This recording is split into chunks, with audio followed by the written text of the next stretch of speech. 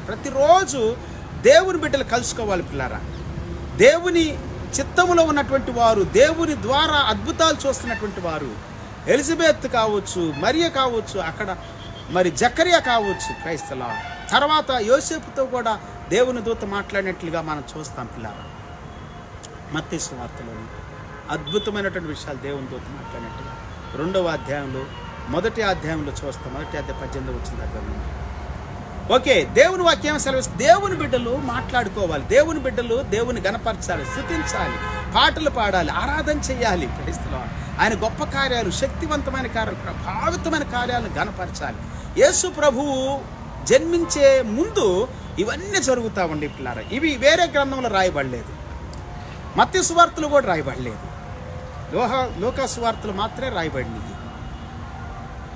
లోకా మాత్రమే రాస్తూ ఉన్నాడు వీటిని చాలా అద్భుతంగా.